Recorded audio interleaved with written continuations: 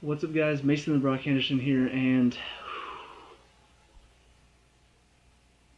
I was so nervous about this game. Oh my gosh, I don't understand. I do not understand what could possibly be going on in the mind of Bruce Arena to put forth this lineup. He should be taking Howard and Dempsey both out to dinner tonight and giving them whatever they want. He should buy them a new car. Because if it were not for Howard, we would not have stayed in this game as long as we did. If it weren't for Dempsey, we would not have won this game in regulation. Because, frankly, that back line is the same back line that conceded against Panama. It consists of Gonzalez, who is terrible, and Zusi, who's terrible. Beasler did pretty well tonight. I'm going to call him Bessler. I realize his name is Beasler, okay? But Bessler, it sounds like nothing else. Beasler sounds too much like Beasley, and it gets me all confused. Anyway, but I don't understand. You put Gonzalez and Zusi out there again. Both of them are terrible. Why are they continuing to play? I realize I got the Chelsea shirt on. I realize I'm probably a little bit biased. But where's Miazga? He's played one game this whole tournament, and guess what? It was a shutout. He scored a goal that sent us through first in our group, and you're not going to play him? You're just going to sit him on the bench again. Where's the logic? He scored a freaking goal that won us the group stage, that put us first in our group, and on top of that, held a clean sheet, didn't make any mistakes. How many times did Gonzalez make a mistake, even whenever he scored? The comparisons are just so easy. Watching Gonzalez not try, watching him stand around as the ball's bouncing in the box, and then watching Miazga actually go to the ball, actually put pressure on a player, not stand and watch as they just take a touch and have a shot. It's so frustrating whenever a player who deserves to be out there is sat on the bench for a player who's older, but is just so worthless on the field. Same for Lehigh and Zusi. I mean, Zusi tonight played better, but still, so many mistakes, so many defensive mistakes, so many passing errors. Lehigh, yeah, he didn't play well last game, but you know what? He defends better than Zusi. I fully trust him to defend better than Zusi ever could. Zusi just goes diving in, and then he gets cut, and then there you go. There's your right back, gone out of the play. And then on top of that, up top, you put Morris and Altidore, who, they're just both lazy strikers. I realize that, me saying that about two professionals, that, oh, but they score so many in the MLS, oh, but they do this, and they do that and that. Look, pass them the ball that's not right at their feet. Pass them one that's not right in their run, where they're making the run to. Pass them one like that, and watch and see if they try to do anything to win the ball back. They will not. I guarantee you, they will not. Watching as Morris had that first, opening 12 seconds, great little bit of play, opens up a great chance for Morris. He blasted off the post. Guess what? As Areola's looking to, as it comes to Areola, he's looking to have the shot. When all it would take is chest it down and then find a pass. But the reason he's looking to have the shot is because the only other player that he could pass it to, Morris, who just had his shot, is still running off the field and standing there disappointed. Get back on the field, get yourself in position, help out your teammates. It happens so many times between Morris and Altidore. I just get so frustrated watching them. Because they're probably the only two players on the field that actually do that. That will stop and watch instead of putting pressure on them, instead of trying to help. Oh, the pass wasn't right to your feet. Well, guess what? Go get it. Make it a good pass. We tell that to our high school guys. Oh, it wasn't a good pass? Well, make it look like a good pass. Work to make it a good pass.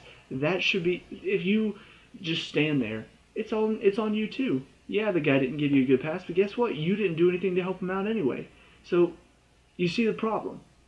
And so you've got those two up top. You've got Gonzalez and Zusi in the back. And then you've got just Bradley in the midfield. Okay. We're in for a craptacular first half, and we got it. I mean, just nothing. We had some. It was a very open game. I will say that it was entertaining. It was not boring by any stretch of the imagination. But I'm watching. I'm just like, we're not creating enough. That first chance that we got, that was it. And then of course listening to Stuart Holden talk about, oh, we're doing so well to put pressure on them, and we're creating so many chances, and we just really dominated this first half. I'm like, no, we didn't. Sure, we had a lot of possession, but what did we do with it? Most of the time, it led to a terrible cross, or it led to a shot that went nowhere. You know, it was right at the keeper, or it was way over the goal. I mean, we didn't do anything the first half to really threaten them aside from that very first chance off the post. That was about it. So, in my opinion, very disappointing first half, and a lot of it had to do with the choices that Arena made as far as his first team setup. You know, too many dangerous moments from our back line, too many stupid moments giving it away from players like Zusi and Gonzalez, and then just not enough talent up top to really help us try to get a goal. Second half comes along, kind of a similar story. You know, Costa Rica picks up their intensity a little bit more. Now it's looking more dangerous for us. Then Dempsey comes on, and that's when everything changes. And I did talk about this in my review of the squad changes that were made. I talked about how we should start looking for somebody who can kind of fill Dempsey's shoes. You know, we shouldn't continue to rely on him so much. But to be fair to him, he's still probably one of our most creative players. And his assist showed that. I mean, we win the ball. I can't remember who won. I think it was Nagby. Wins it, plays it to him, and just brilliant little turn. Sets himself in a ton of space. Defender tries to step in. He cuts it away from him. Another defender steps in, cuts it away from him. Sees out the door, making the run. Perfect pass. Just perfect. There's no other way to describe it. It was perfect. The weight was perfect. The speed was perfect. It was right into his path. All he had to do was just pass it past the keeper, and he managed to do that, thankfully. And just all because you put Dempsey on the field. Just you put him out there, and that's what he creates. And then on top of that, we get a free kick from what seems like an impossible angle for a right footer. He just puts it around the wall, puts it in the bottom corner, ties the all-time goal scoring record, makes it 2-0 to ensure the game is over and done with. I'm just like, you know what? I guess he can still handle it. You know what? I still would prefer that we try to find another striker who can do what he can do, that's younger, so whenever in the next couple years when he's not physically able to do it anymore, we have somebody who can step in. But for now, he's shown he still is our best striker. And I hate it because, like I said, we need to start looking for somebody else to step up. But until that day comes, thank goodness for Dempsey. Thank goodness for Dempsey. So that's about it as far as the overall game. Talking about individuals, Howard obviously for me, 2 thumbs up. Really good saves. Honestly, one of the best moments from him, one of my favorite things from him tonight, was how much he got into the ear of his defenders. Because watching some of the defensive plays, mainly on the set pieces, because how many times did a set piece from outside the box lead to chipped in ball over the top, and there's a wide open Costa Rica player just running in with nobody pressuring him? Too many times. And every single time Howard is screaming at his defenders because it keeps happening. And that's what players like Gonzalez give you. That's the effort they give you. The man just runs in, not tracking him, free header almost. So I think beyond just making some really good saves and keeping us in the game whenever we needed it the most, I think his communication is just really good. And I think, hopefully the back line will listen to him, because no matter who we play, whether it's Mexico or Jamaica, there's going to be a lot of attacking threat there. So hopefully the back line listens to him more. Hopefully they can learn to stop being lazy and actually start marking people, because next game will not be as many missed chances as Costa Rica had tonight. Right back, Zusi, like I said, he did play better tonight. I think his passing was better overall tonight, but defensively, he gets caught out way too much. He dives into too many challenges. It's just not good from him. He's not a good player. He's not a right back either, on top of that. So I get really frustrated watching him play, knowing that there should be better right backs out there than him. There's got to be. There's no way he's the second best right back we have compared to Yedlin. Um, but yeah, the only thing that I can say about him tonight that's positive is his touch was better, because the past two games that he's played, his touch is all over the place. He's cross comes to him, the ball gets switched to him, and his touch takes it out of bounds. That's what was happening before. Tonight, that didn't happen, so good job you didn't screw everything up. But, I mean, he's still not a right back. He's still not good at doing that part of it. So, Gonzalez, I mean, I've already talked enough about him, but that one moment where I can't remember, I'm pretty sure it was a free kick Bradley had taken, and it was like he was there for the first one, but the defender headed it straight up, and then it bounced. And I watch him 2 feet from the defender that's about to head the ball away, standing and watching, as the defender pretty much gets a free header away. And all I can think is, how can you not want that ball? How can you not look at that and say, hey, there's just one defender right there, and honestly, I'm taller than he is. I'm going to go win it off of him. How can you just stand there? Who does that?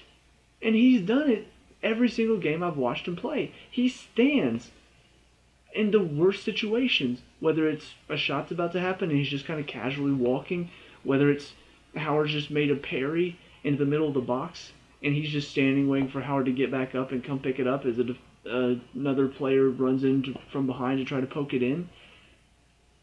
Why would you ever stand when the ball is free?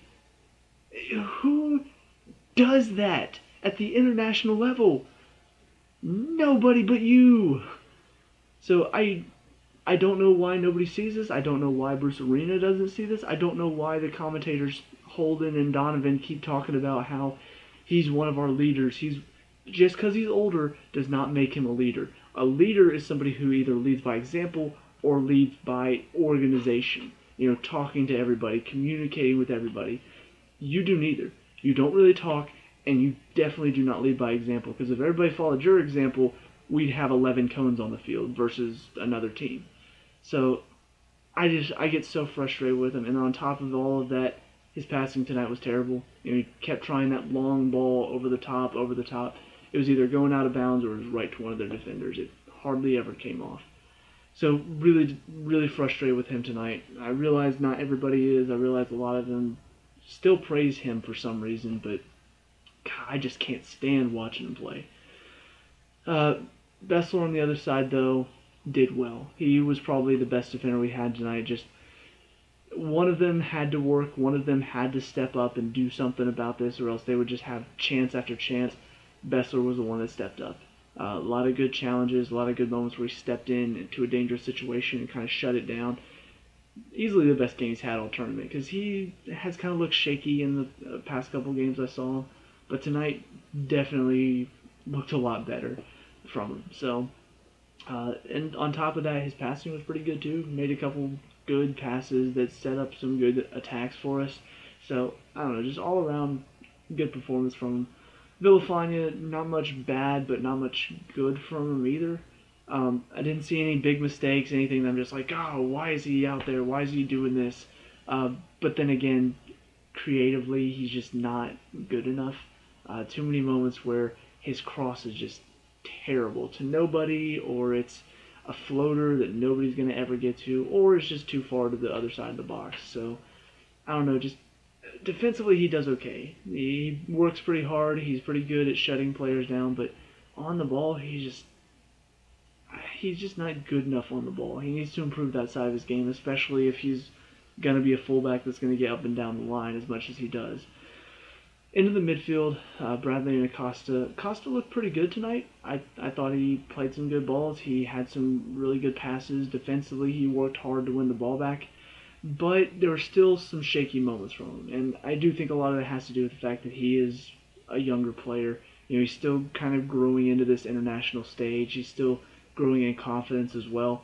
So I don't expect him to be 100% every single game, always making a good pass, always doing everything right. But for the most part tonight, he was okay. He made some good passes, but never really did anything spectacular that you kind of want somebody in the middle of the field to do. You want that player that's going to create something out of nothing. Kind of like, Pulisic likes to drop in and do something in that kind of number 10 drop back into a number 8 role almost.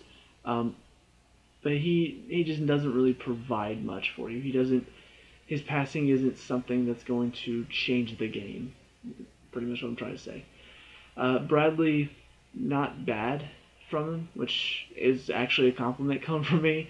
Uh, Honestly, most of the time I expect to see him lazy. I expect to see him walking. I expect his passes to just be terrible.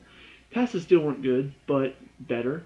And I saw him work tonight. I saw him actually working hard to win the ball back, working hard to create opportunities for other players, setting players up by making some runs and opening up space. So, yeah, not the best player on the field, but not the worst. And that's an improvement for him. Hopefully he can continue to work as hard as he did tonight, because I want to see him get better, because obviously he's going to be a feature in our team until he's probably 32, because for some reason the managers that come in and manage USA love him. So if he can get better, that's great. I hope he continues to improve, because tonight was better from him. Still not as good as he was in the Mexico game, though, but better overall. Nagby and Ariola on the wings, pretty much the same exact story for both of them. Very hard workers, very good dribblers of the ball as well, very speedy players, but they cannot pass. They cannot cross. And whenever you got a wing that cannot cross, you've got a problem. So honestly, that was the biggest frustration from both of them tonight, is they do something really good, especially Nagby. Nagby, he looks so skillful on the ball. He does some quick moves, he beats a player or two, but then it's like he has no idea what to do with it. So either he just kind of kicks it away, or he dribbles until he loses it. Ariola is much more of a direct player, where Nagby will try to beat a player, cut, try to cut inside maybe. Ariola is very much just a poke it past him and go with speed, and he has the speed to do that. But like the same thing with Nagby, no real vision of, okay, I need to drive this ball at the near post because that's where one of the strikers are making their run, or I need to find the back post because somebody's making a run, a curling run from behind, and they're going to be there to see it. He beats the player with speed, and then he crosses it in, and most of the time it just goes to nobody. So both of them they need to work on that vision. They need to work on having an idea of what they want to do with it, aside from just, I'm just going to go with speed. I'm just going to dribble, and then I'll figure out what to do from there. But I do like the effort from both of them. I think both of them work very hard on the field, so that's a positive, and hopefully continue to work hard. And then Morris and Altidore up top. Morris didn't really see much from him. Had a couple of chances. Obviously, the very first chance was the best chance of the night before the goals. But as far as the chances that he had, most of them came top of the box, and they weren't great chances. I honestly can't think of one that I'm just like, oh yeah, that was a really good chance. It just doesn't really impress me. And I know a lot of people have been raving about him, those 2 goals against Martinique. Oh, he saved the game. Yeah, 2 goals that were both kind of tap-ins, and really, he just happened to be in the right place at the right time. Ever since then, I just have not seen that from him. I haven't seen anything that showed me that he can consistently do that every single game. So, I don't know. Like I said before, I hate his work ethic. I hate whenever a player makes one run and then it doesn't work out, so they stop that run and don't do anything else. And he's one of those players. I hardly ever see him change his run or say, oh, that one didn't work out, I'm going to come back on side and then make another run. It's just, I run offside, I'm staying offside. Altidore, he's bad about that too, but not as bad. But at the same time, he's showing that he doesn't have as much quality as he needs to have to be one of our best strikers. And the one chance I'm thinking of is he's opened up a bit of space for himself on top of the box. You'd think all you have to do is just either curl it towards the post or just blast it low and hard towards the post. Instead, he just blasts it right at the keeper pretty much. I mean, all the keeper had to do was just hear and make the save. And even then, I mean, it looked like the keeper probably could have caught it, but instead just, I think he like parried it away or something. I don't know. It's just, I'd never see him really hit a great shot. You know, Dempsey, even Bradley, sometimes they'll just come out of nowhere and have this incredible shot. It's incredible. It finds the top corner. It's away from the keeper. Even if sometimes it doesn't go in, it forces the keeper to work. You know, it makes them dive off to the side and have to make a great save. How many times do you see Altidore do that? None. All of his shots are just either right at the keeper or they don't have to work that hard. You know, it's pretty much just a right here save. So I think for a striker, you need to have better finishing than Altidore does, especially if you're going to be the central striker. You should be able to finish. Even top of the box, you should be able to make the keeper work. So that's my biggest frustration with him. But anyway, on to the subs. First one to come on, Dempsey. Like I said, game changer. Just what he does it so well. The ability to turn quickly, to see passes that other people can't see. Even the ability to be dangerous on the ball. You know, force defenders to have to close him down quickly because they know if they don't, he can find himself in a pocket of space and have a shot that would possibly just go flying in. So, yeah, I think he's just a dangerous player that other teams know they need to shut down. So I already talked about him. I'll say it again. I hate to say this, but he's still one of our best strikers. I hope we can find somebody that can replace him in the next couple of years, but until then, glad to have him. Next one to come on was Zardes. I think he came on for... So Dempsey came on for Areola, which moved Morris out wide, and Zardes, I think, came on for Altidore. Yeah, Zardes came on for Altidore, which pushed Morris back inside, and Zardes now went out wide. He didn't really have a whole lot of time to do much of anything, but he worked hard. You know, he's still showing that he wants to be out there. He wants to work hard to create chances. And, you know, as far as the younger players on the team go, I think he's probably our most skilled and most work-oriented player, especially for an attacking player. I mean, just he runs nonstop whenever he's out there. So I really do enjoy watching him continually just try and try and try. Hopefully he can get better. Hopefully he continues to improve because it seems like he's probably got a good future ahead of him. And then finally, McCarty came on for Acosta. I don't know, it's shutting down the midfield by bringing in the smallest guy on the field who can't even win a single header. But yeah, whatever. He came in. I didn't really want him out there. Didn't really watch much of him. I don't know. At that point, we were 2-0 up. I was drunk in my happiness because we were up. I wasn't actually drinking because don't ever drink and review, kids. It's not good for you. But yeah, I mean, we're through to the final. Probably going to play Mexico. Who knows? It may be Jamaica if they happen to pop up with a surprise victory. But either way, we're through to the final, and that's a big deal. You know, it's nice that we're able to go and actually perform well in this tournament, even with a weakened squad. Even though Bruce Arena makes these terrible decisions with some of his personnel choices, we still have players like Howard and like Dempsey who can step up in these key situations where, okay, Gonzalez isn't doing well, Zusi isn't doing well, Morris and Altidore aren't cutting it. Well, Howard's going to step up and make great saves. Dempsey's going to come onto the field and change the game and create chances for these players who can't create chances for themselves. So, yeah, I think a lot of it has to do with these older players, the more experienced players that know what they're doing and can still do it at a high level. But at the same time, I don't think a lot of this stuff is going to work if we play a team like Mexico. I don't think we're going to get as many free opportunities to come back into the game that Costa Rica gave us tonight. I mean, how many chances did they have that they just completely wasted, even though they were pretty much threw in on goal?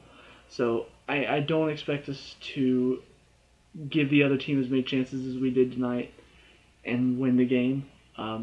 As far as the lineup goes, I know it's going to be on Wednesday, so a few more days break than we had last time.